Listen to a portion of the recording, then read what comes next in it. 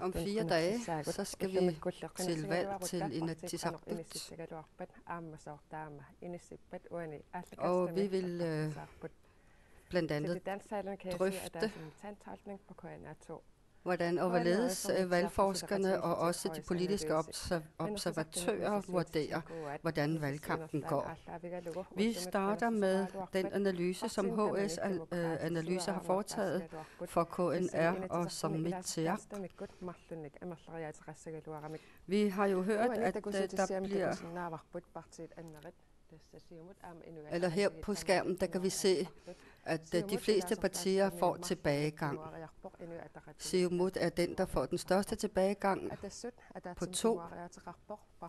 Atasut regnes med, at der går tilbage med 1, Demokrati 2 frem, og Inuit Ataqatigiit regner med at gå tilbage. Som jeg har sagt, så skal vi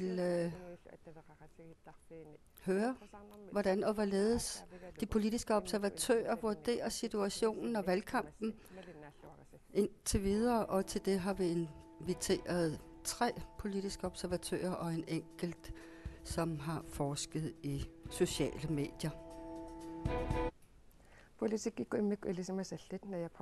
Naja Poulsen, Magda Labansen og Sten Lund, og så Rosanguaq Rossen. Værsgo. Velkommen. Det vi kan se her på skærmen, hvor troværdigt er det, vi har set her.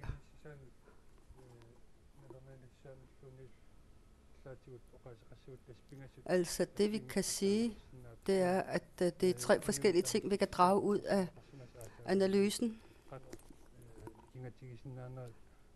Det siger blandt andet i forhold til, hvordan og hvorledes de enkelte partier vil enten få fremgang eller gå tilbage, lige så vel som der er analyser om de nye partier og deres eventuelle position. Altså, nu skal vi huske på, at det kun er et meget lille fåtal af vælgerne, som har været med i en spørgeskemaundersøgelse her, som analysen bygger på. Og det vi kan se her, kan måske ændre sig de næste par dage. Og vi skal også huske på, at der selvfølgelig er nogle vælgere, som vælger det, som de plejer at vælge, det parti eller den person, lige så vel som der kan være visse udsving. Og det handler for det første om at få fat i de vælgere, som endnu ikke har afgjort, hvor de vil sætte deres stemme. Nu spår analysen, at demokraterne får en stor fremgang. Er det forbavsende, Naja Poulsen?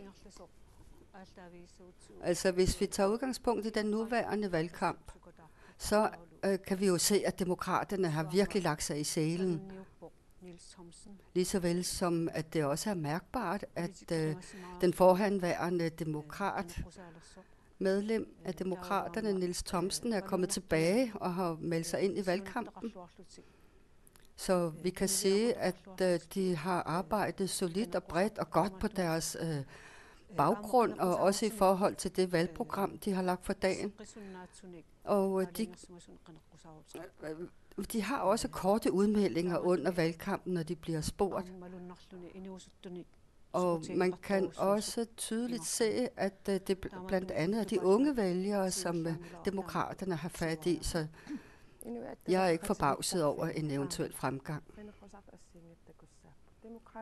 Nu er det jo forskellige vælgere og også kandidater, vi ser, Rosanguaq Rossen.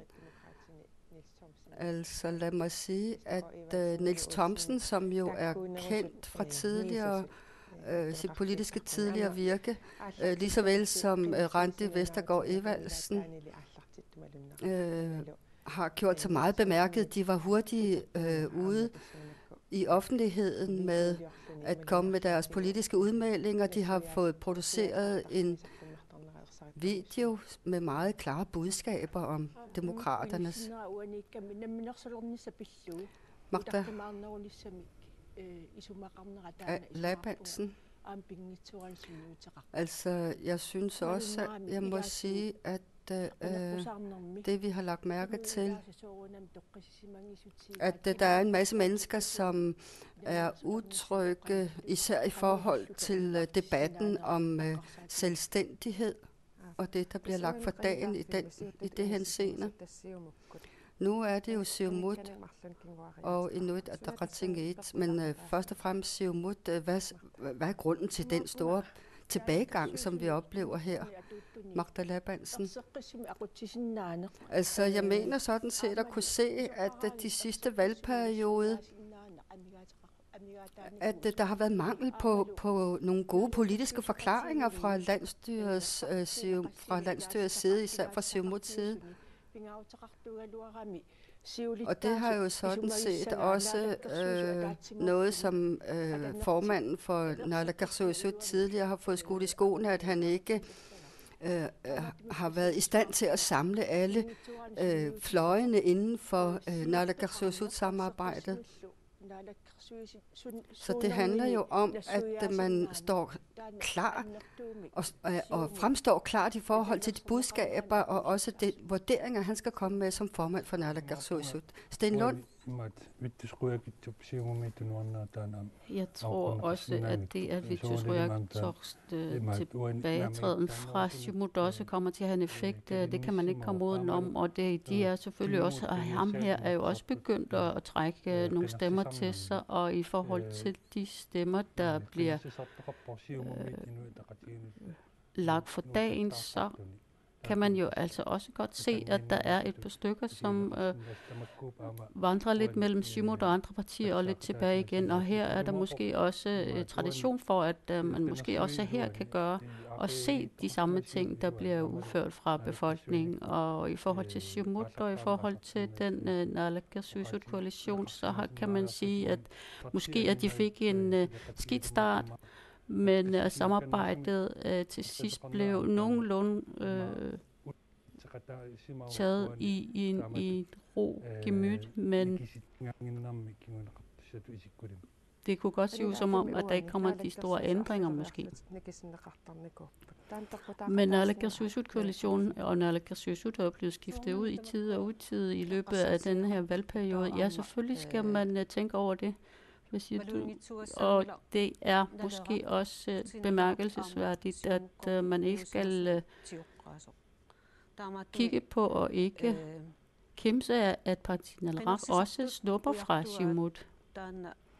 Og heldigvis så er der jo altså også den politikerlede, som befolkningen heldigvis også selv kan være med til at ændre på, hvis de mener, at de har nogle andre områder, der skal gøres på en anden måde. Ja, vi kan måske her se, at der her er spået, at der kommer til at være 2 mandater mindre i forhold til analyserne, de seneste analyser. Måske kan man sige, at de måske bibeholder de 2 og ikke går tilbage. Hvad er det, de har gjort, at de bibeholder de 2? Her skal man i hvert fald sige, Rossen, ja, her skal man i hvert fald sige, at især de unge, når de skal til at stemme, så er de altså meget opmærksomme på de sociale medier. Og her har de benyttet sig af meget af netop disse medier, og der fanger de også de unges interesse, men altså der er altså også andre, der er lidt tilbageholdende i forhold til de informationer, der bliver bombet ud. Vi kan jo også se her, at Inuit Ataqatigiit for eksempel lægger sig i spidsen. Hvordan kan det være? Jamen, sådan har de jo allerede lagt sig. Sådan så det ud, og sådan lagde de sig ud for dagen allerede ved sidste valg. Det var kun små 300 stemmer, der var forskel mellem de 2 store partier ved sidste valg. Selvfølgelig, det her, det er jo blot en lille analyse, en prøve fra, hvordan det måske kan komme til at se ud. Lad os se, hvordan, og hvis vi kigger på, hvordan valgkampagnen er kørt, så er der altså også fra Inuit Ataqatigiits side nogle meget faste kandidater, som også har markeret sig. Og det er i hvert fald de 2, der har lagt sig i spidsen, som har afgjort, hvordan tallene ser ud i dag. Og de har altså også heller ikke lagt skjul på, hvordan forholdene havde været i den sidste koalition, og det er måske ikke så underligt, at de har lagt sig, som de har gjort nu. Martha, nogle af de ting, som man selvfølgelig skal vægte, det er selvfølgelig også, hvordan koalitionen har kørt. Hvis vi kigger på den koalition, der har fungeret eller har eksisteret, så kan man jo også se, at man i forhold til tidligere kunne se, at de har været meget mere åbne over for, hvordan forholdene har været, også i koalitionen. Hvordan har vi kørt vores arbejdsområde, som vi så havde ansvaret for. Her kan man måske sige, at man i Siumut måske, og i forhold til Naalakkersuisut, så er der ikke mindst i forhold til Naalakkersuisut for fiskeri, som jo er en af de grundsøjler i vores økonomi, så har man kunne se, at det har været begrænset, hvor meget man har delt ud af de informationer, og hvordan tingene fungerer, og hvordan man har håndteret visse områder. Og det er måske også der, hvor regningen kommer nu, hvor stemmerne måske bliver lagt et andet sted hen, men det kommer i hvert fald med til nogle overvejelser. Helt klart, at det ikke har været så transparent. Stenlund? Ja, selvfølgelig.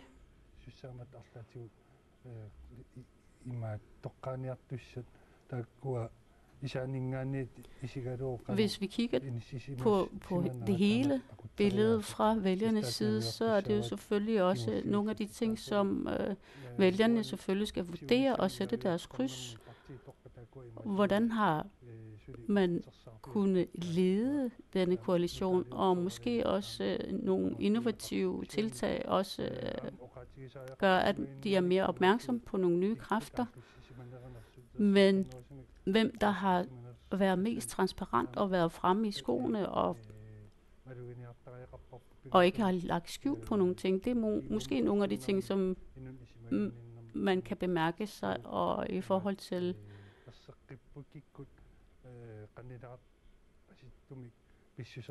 hvordan partierne har været udadtil og vist deres ansigt udadtil, så har man i hvert fald kunne se, hvem der har været mere haft en nær kontakt med vælgerne. Og det er selvfølgelig også nogle af de ting, som vælgerne selvfølgelig også måske har bidt mærke i.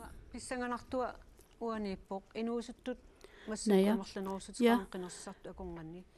Nogle af de ting, der bliver spændende, det er jo netop, hvad de unge kommer hen og til at sætte deres kryds ved. Og hvad de har bidt mærke i for eksempel i den nu opløste koalition. Og selvfølgelig også en opfølgning på, hvordan den generationsskifte, som jo er kommende, som vi har afventet længe, som jo først nu rigtig begynder at skulle stå sin prøve. Det bliver spændende. Ja, hvis vi kigger på den valgkampagne, hvordan er det, at Inuit Ataqatigiit har måske gjort en forskel i forhold til, hvordan de tidligere har vist sig i de forskellige valgkampagner? Jamen altså, i forhold til Qalluarpiig og så også Vimutti, de har været de første ansigter, der har været med udadtil, og de har i hvert fald gjort sig meget bemærket, fordi at de også har været innovative i forhold til de sociale medier. Det er den her generationsskifte, som er mærkbar hos netop denne parti. Og hvis vi også kigger på, hvordan man prøver at selvfølgelig også at være mest fremme, så er der i forhold til de forskellige valgkampagner selvfølgelig også som for eksempel, hvordan man opfører sig, hvordan man ser ud, og hvordan man giver sig ud. Også beklædning med mere. Man kan se, at de er en ungdomlig generation, og de også meget gerne vil gøre sig bemærket i, at de ikke er, i hvert fald ikke er gamle, men i hvert fald er unge.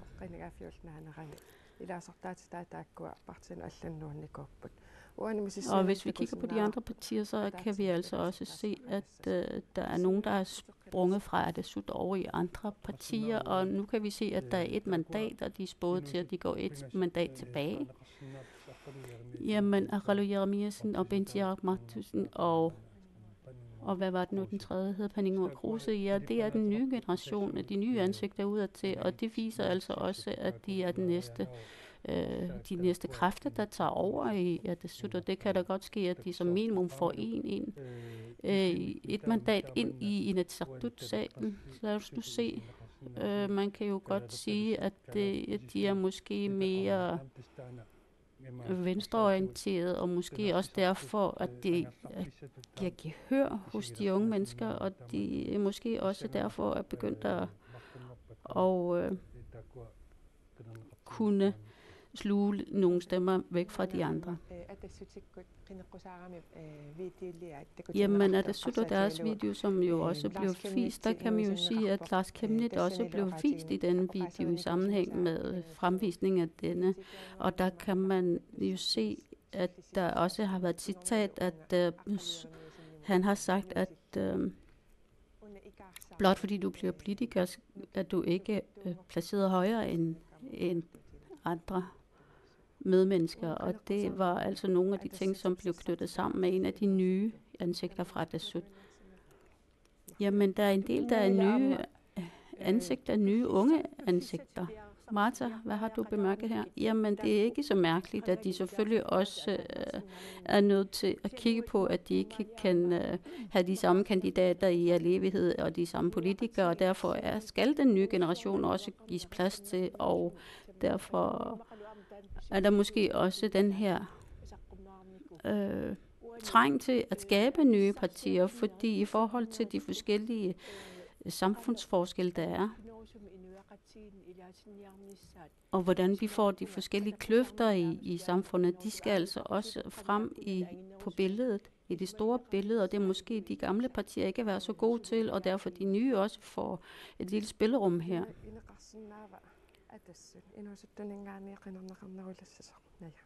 Kan man spå, at Atassut bliver et ungdomsparti?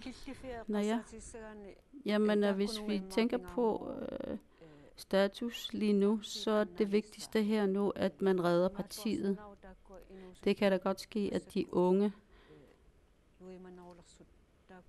måske kommer til at være mere fremme, hvis de begynder at være mere innovative og måske få flere erfaringer, og måske kan redde partiet og køre det videre, og selv have en politisk karriere, men de er nødt til at knokle hårdt.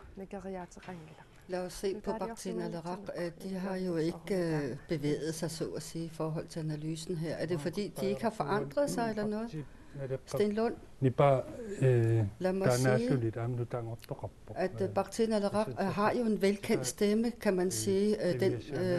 De ting, de snakker om og beskæftiger sig med, men man kan sige, at der også er kommet nogle få fornyelser ind i de budskaber, der kommer fra Baqartin Naleraq. Hans Enoksen selv har jo ikke ændret sine måder at formulere sine budskaber på. Men i forhold til den mere opfordrende tone, de har fået fra Baqartin Naleraqs side, kan man sige, at det måske er det, der er fornyelsen.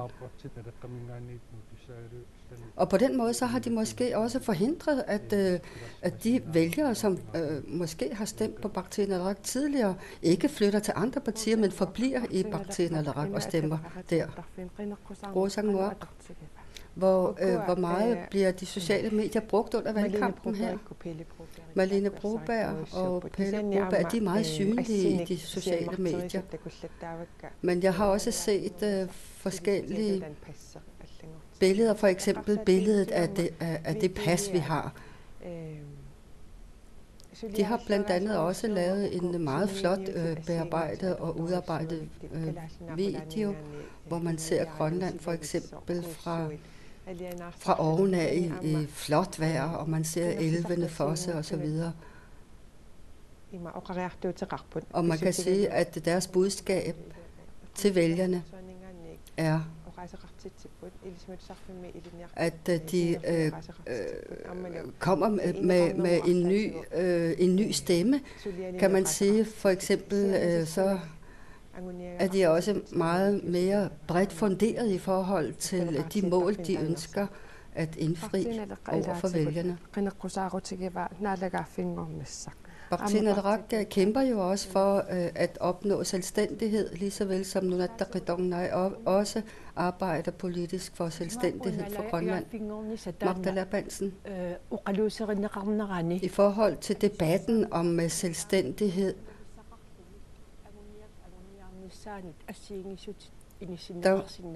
der må jeg sige, at man kan positionere sig på forskellige måder i forhold til selvstændighedsdebatten.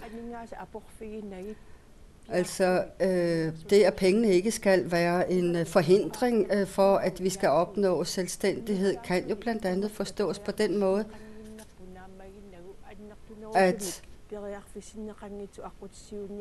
at man ønsker at skabe bedre muligheder og gå en bredere vej for at opnå selvstændighed. Men på den anden side, så fortæller man sådan set ikke, hvordan fundamentet skal etableres for netop at få indført selvstændighed. Det mener jeg ikke, at partierne har været gode til at forklare.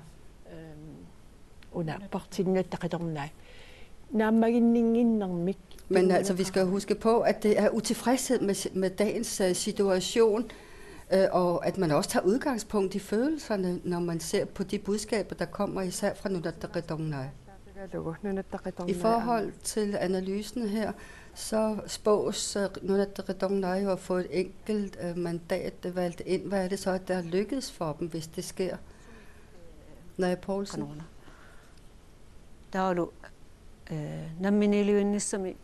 Først og fremmest er det jo om at få indfriet drømmen og realiseret drømmen om selvstændighed for Grønland.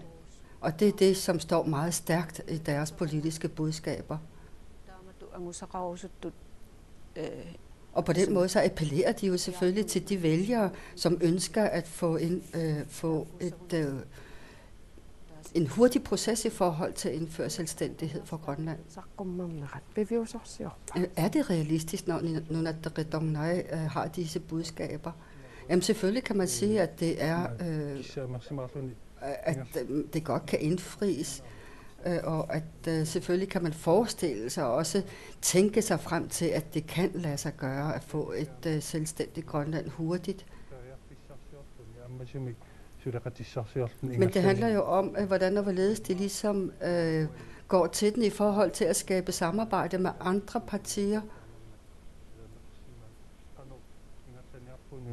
Det handler jo om at spørge hinanden og spørge partierne om, hvordan og hvorledes man skal gå videre, når man nu er så enige om, at rigsfællesskabet ikke har givet den tilfredsstillelse og den position, som man ønsker.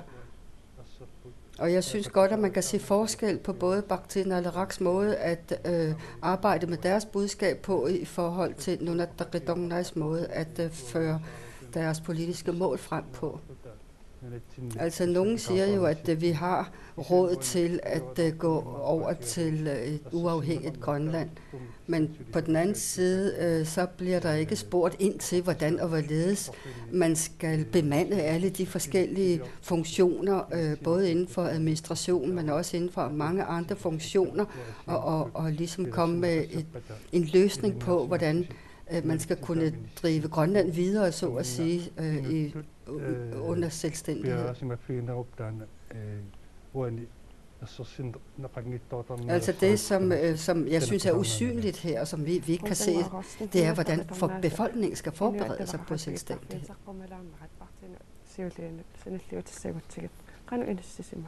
Jamen, hvordan står partiet så? Altså jeg synes, de står meget uklart.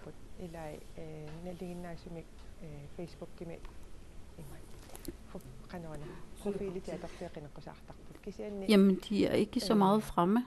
Og man kan sige, at de ikke benytter sig af sociale medier optimalt, og det er som om, at de ikke rigtig benytter sig af tiden optimalt heller, og de har ikke rigtig været fremme. Jo, Al-Rahman har været fremme, men Vetusrøyak har været meget lidt fremme i medierne, og det skal vi altså lige bemærke.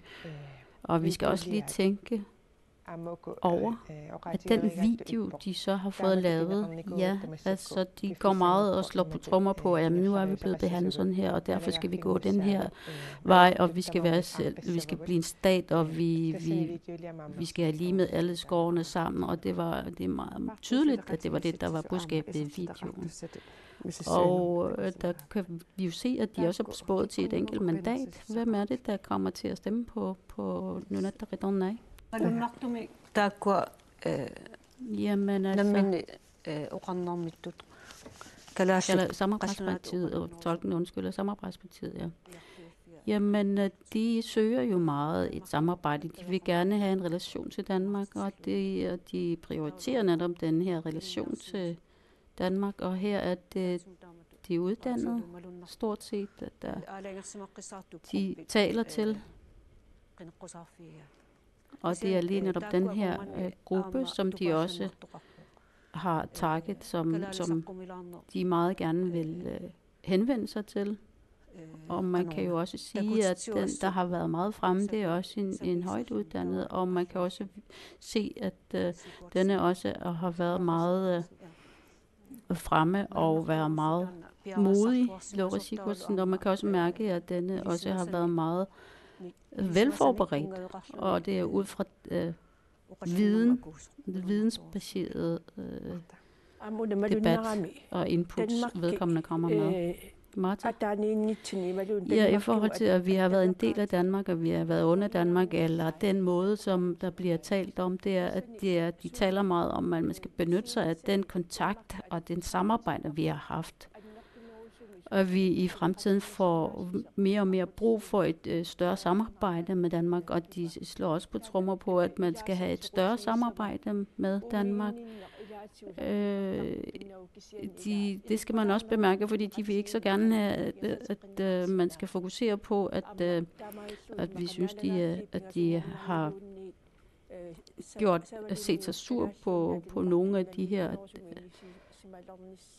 danske sider, men altså, at man skal bane vej for samarbejde, et større transparent samarbejde, at vi skal have en benefit fra netop denne side, altså fra Danmark, mellem Danmark og Grønland. Det er det, de slår trommer på.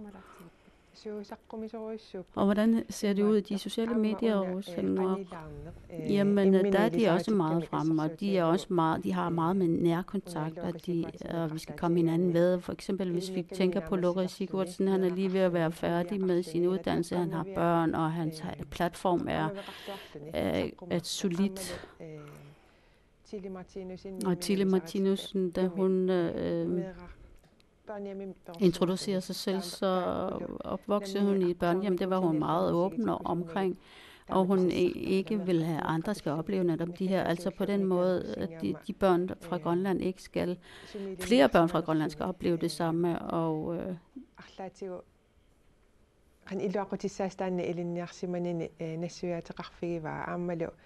og den sidste, det var netop, at man også ikke kan have gavn af sin uddannelse, og rigsfællesskabet skal prioriteres, og det er lige netop de her værdier, som de så har som grundlag. Nogle af de ting, som jeg har bemærket, det har været under valgkampagnen i hvert fald, det er, at de vælgere, der har fremkommet med deres spørgsmål, det er, de stammer meget fra der, hvor de bor fra, hvor de stammer fra. Altså er det samme med partierne, eller? Jamen altså først og fremmest vil jeg sige, at det ikke er så mærkeligt, at man selvfølgelig tager udgangspunkt i sin egen hverdag, og det er selvfølgelig også fra vælgernes side, det de efterlyser, det er at forbedre deres egen hverdag i forhold til at have råd i hverdagen til for eksempel varer. At man spænker og sparer, at der skal være mere råderum, og der skal være, man skal tage hensyn til, at der også er en del af befolkningen, der har børn, og de skal også have råd til at have de her, og de forældre, som også har nogle ansvar. Selvfølgelig har de tanker i de baner, også langs kysten. Det er ikke så mærkeligt. Men altså selvfølgelig er der også nogle partier,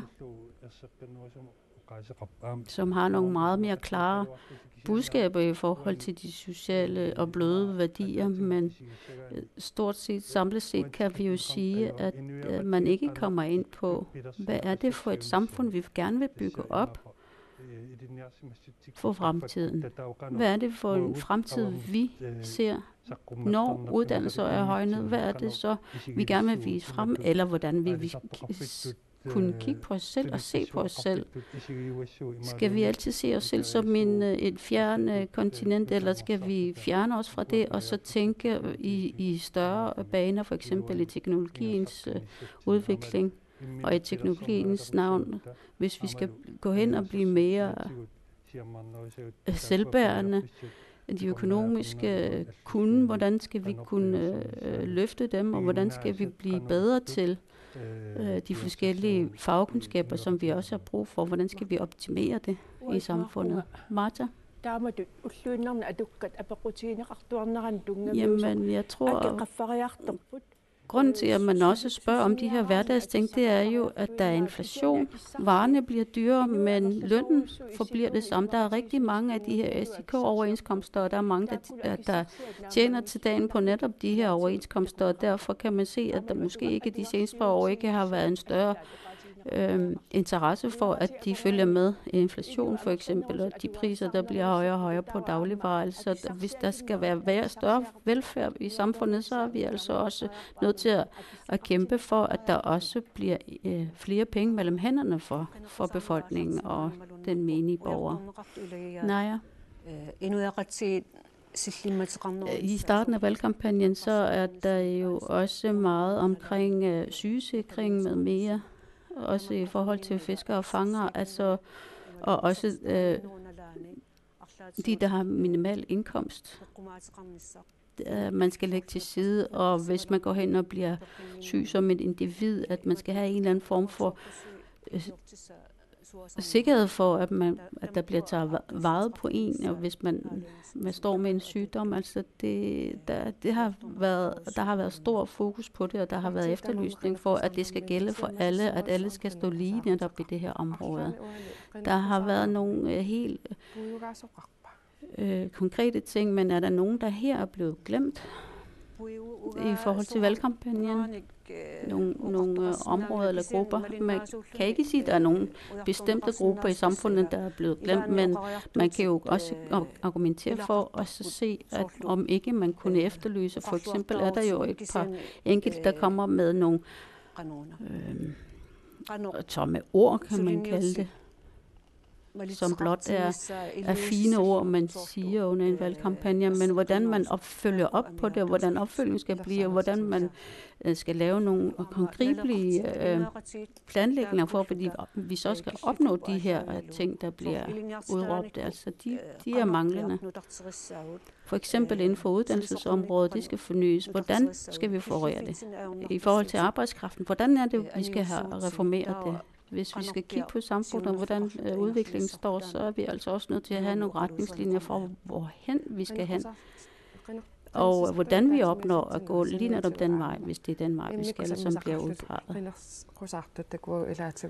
Vi så også, at der var nogle enkelte områder, som blev delt op, for eksempel fiskeridebatten, og også i forhold til børnenes vilkår. For eksempel er der nu den fungerende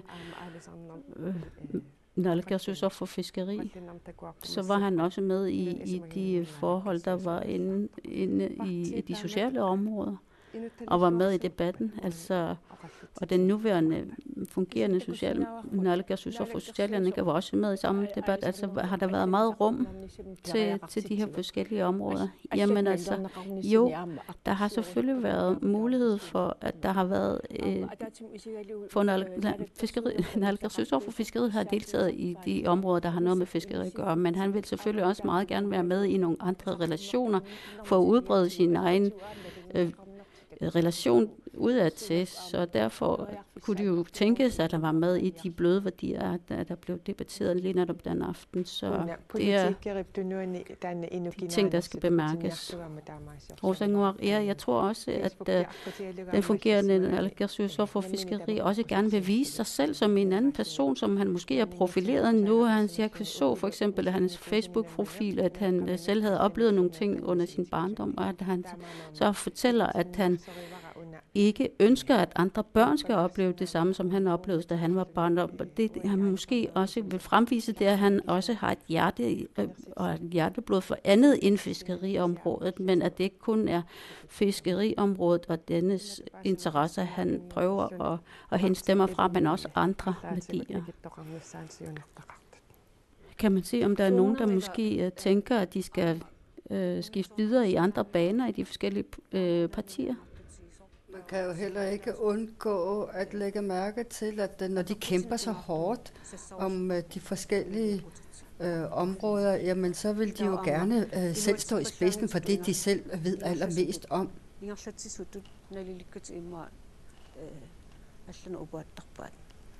Og det er jo klart, at hvis en kandidat ved noget mere, som en anden arbejder eller kommer med budskaber omkring, jamen så er de straks over hinanden.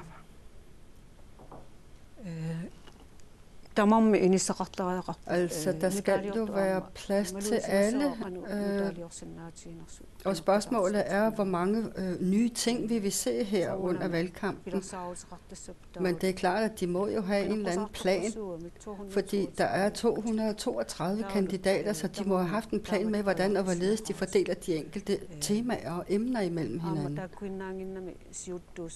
Og det er jo sådan set heller ikke kun dem, vi kender i forvejen, som står i spidsen under valgkampen her. Det er jo også et spørgsmål om at få de ukendte nye ansigter frem. Sten Lund? Altså, det er jo sådan set vigtigt, når man tænker på for eksempel, hvordan man vælger kandidater til en valgkamp som denne her. Så kan man jo sådan set godt se, at Siumut sådan set har de kandidater, som de har opstillet, som hver især har deres vidensområde og erfaringsområde. Og det ser ud til, at de har været gode til det, hvad Inuit Ataqatigiit angår, og deres kandidater. Jamen, der tyder det på, at man sådan set har mere øje for, hvad det er for nogle ting, som der rører sig hos vælgerne, og hurtigt kvitterer på den, mens kandidaterne på kysten, der stiller op for IA, måske ikke har den samme fokus. Men altså, selvfølgelig skal de også passe på at være påpasselige med ikke at hænge alting på en bøjle, sådan, så at sige, på en knage, men at de sådan set også kan bevæge sig inden for alle mulige andre temaer og områder, og også dyste om disse ting. Hvis vi nu ser på den adfærd, som kandidaterne har, så kan vi jo så se, at der er bestemte kandidater fra bestemte partier, der er gode til at fortælle, hvad de er utilfredse med. Naja Poulsen? Altså, kandidaterne fra Siumut og Inuit Ataqatigiit synes jeg godt, at man kan se, at det ikke kun er de ting, som naalakkersuisut har stået i spidsen for, som de går til valg på, men også, at man nævner andre ting, mens demokraterne har været gode til at pege fingre af det tidligere naalakkersuisoq landsstyrekoalition og ligesom highlighter de ting, som det ikke er lykkedes for naalakkersuisut-koalitionen. Altså kan man sige, at der er lige behandling fra mediernes side i forhold til partierne, Sten Lund? Jamen selvfølgelig kan man set med partiernes øjne have en fornemmelse af, hvem der ligesom får mere taletid end andre. Og Og selvfølgelig er der en vis påpasselighed i forhold til at råbe for højt og være for utilfreds over for andre, fordi det kan jo vende negativt tilbage.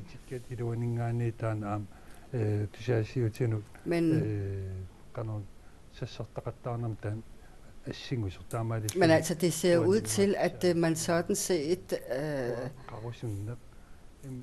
er i forhold til kandidater fra Siumut og Inuit Ataqatigiit, at de beskæftiger sig utrolig meget med de ting, som de har arbejdet med i Naalakkersuisut-koalitionen. Selvfølgelig vil de fremtrædende personer og politikere, der har haft held og succes i deres politiske virke, selvfølgelig være genkendelige for vælgerne. Så de har en bølge, de rider på i forvejen.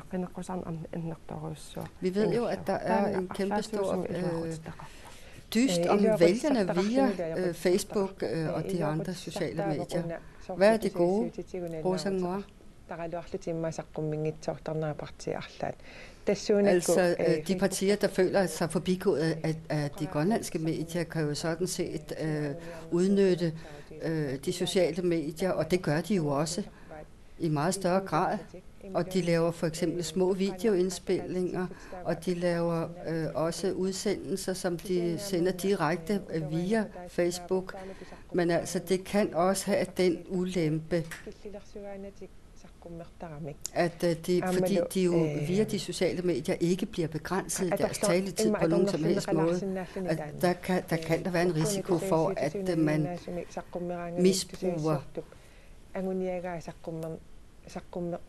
at man misbruger for eksempel det der med, at der ikke er nogen koordinerende rolle nogen andre steder fra, fordi det er ubegrænset, hvad de selv kan lægge for dagen via de sociale medier. Så det kan jo være en ulempe. Altså,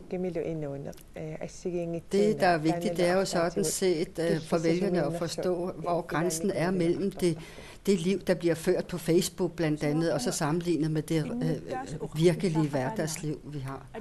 Magda Labansen, medbestemmelse fra borgerne.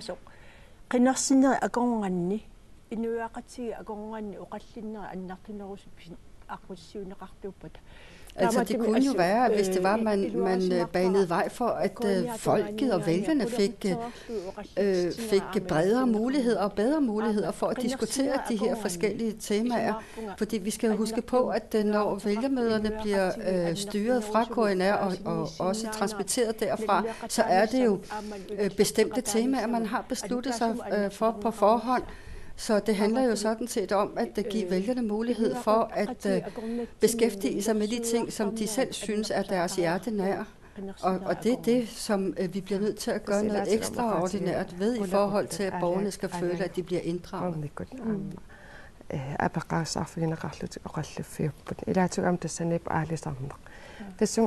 været igennem forskellige temaer via vælgermøderne, og der har man blandt andet været fiskeriet indgår.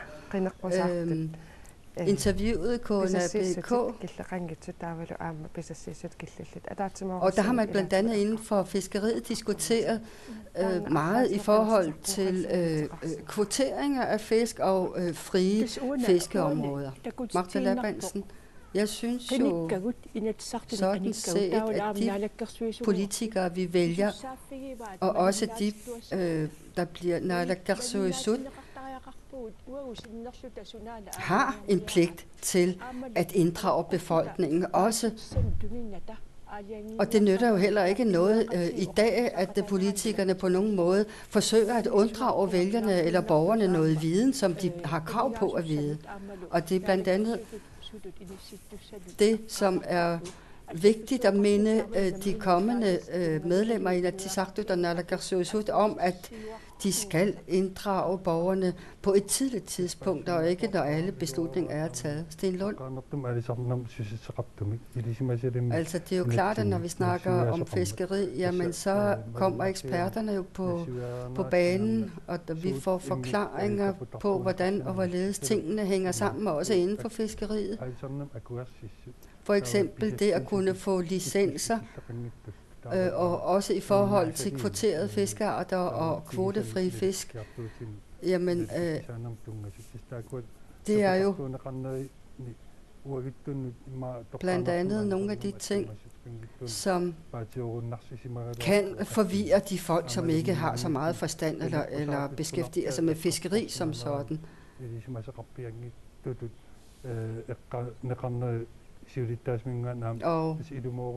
Og selvfølgelig er der også en vis sandhed i, at man skal passe på ikke at blive alt for fagspecifik, når man går i valgkamp. Fordi at der kan være nogle vælgere, der føler sig ladt i stikken, fordi de ikke lige kender noget til dette område.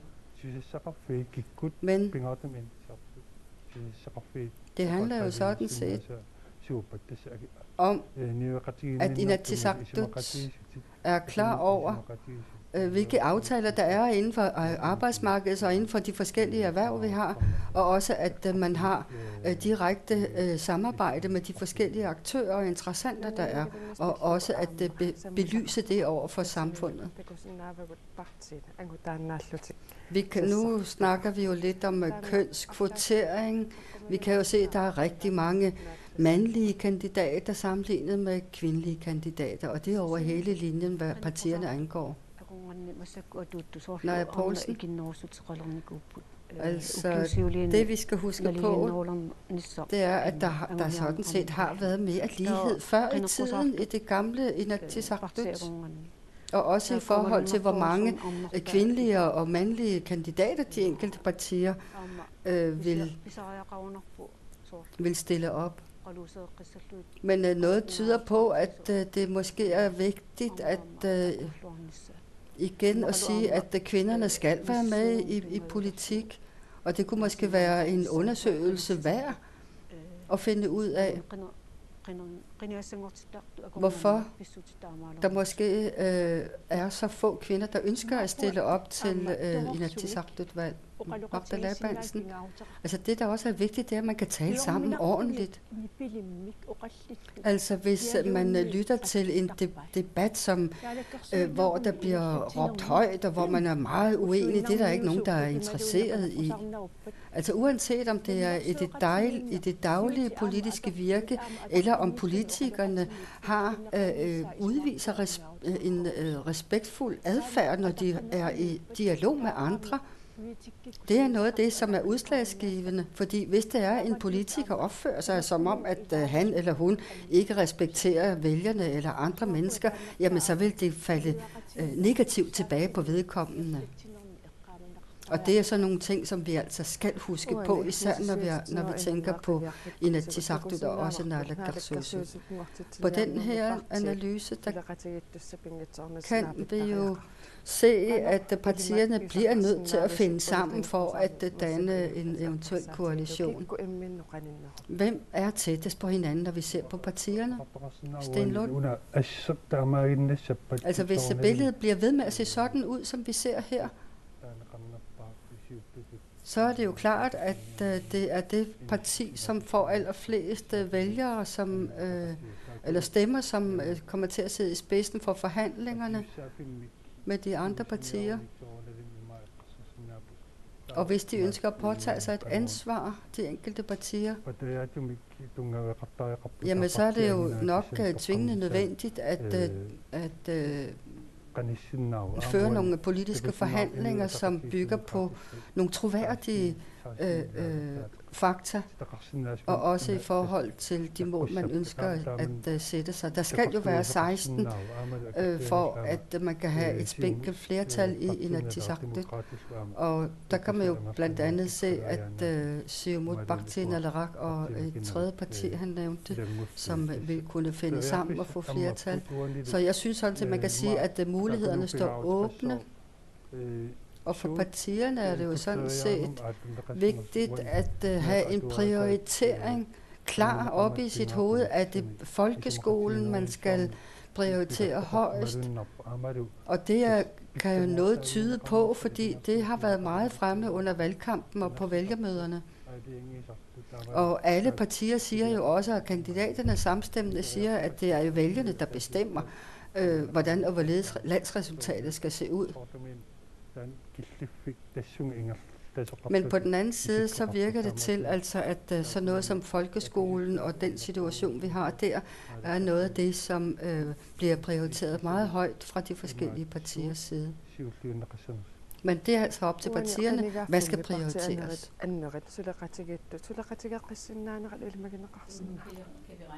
De to store partier, kommer de til at samarbejde igen? Kan man spå det? Er der indikationer på det? Altså, det er altså utrolig vigtigt at huske, at det endnu er uvist, og det kommer an på, hvilken tilslutning der er. Og indimellem er det også nogle områder og nogle værdier, hvor de er fuldstændig uens. For eksempel i forhold til fiskeriområdet, selvom de ligger tæt op af hinanden partipolitisk. Men altså, i forhold til fiskeriet stod de jo meget forskellige. Og der var de jo ikke så enige i forhold til den nye fiskerilov, som man arbejder hen imod, men det kunne jo være, hvis Inuit Ataqatigiit sætter sig i spidsen, at de måske kan henvende sig igen til demokraterne. Der kan man mærke, at de også snakker meget om, at man skal have en ansvarlig ledelse af erhvervet med mere. Det bliver meget spændende at se, om billedet forbliver det samme, eller om der bliver nogle ændringer på billedet i det overordnede billede her til allersidst. Så vil jeg gerne lige spørge, om der er en enkelt eller flere personer, der har været en overraskelse. Samarbejdspartiet Lorri Sigurdsen, der blev jeg ret overrasket, hvor godt det går for ham. Der kan man se, hvor velsmurt det kører for ham.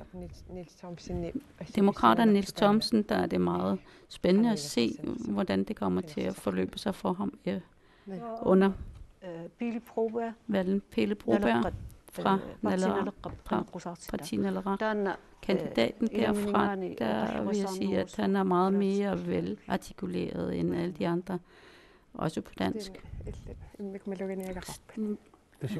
Sten, er der nogen, du har bemærket? Ja, men det er de samme, som de forrige har nævnt, men det kan man ikke komme ud om. Men altså, jeg vil sige, at Asuts ungdom også er bemærkelsesværdige, og vi er nødt til at være ops på, at de også springer frem. Og her, især i forhold til de sidste par år, så er de altså opmuntrende at se, at der er nye kræfter også hos Asut. Martha, kan du nævne en eller flere personer? Jamen, jeg kan sige, at det er irriterende, at der ikke er flere kvinder, der stiller op. Også i de forskellige partier er der jo også forskelligheder, men vi skal huske på, at man også regeringsmæssigt har brug for kvinder, og de kræfter altså også brug for også inde i magtens korridorer. Tusind tak for i aften. Tak fordi I vil deltage i. Jeg kan minde jer om, at der i morgen lørdag kl. 14 er en valgdebat. Vælgermøde her på kanalen. Tak for i aften og fortsat god aften.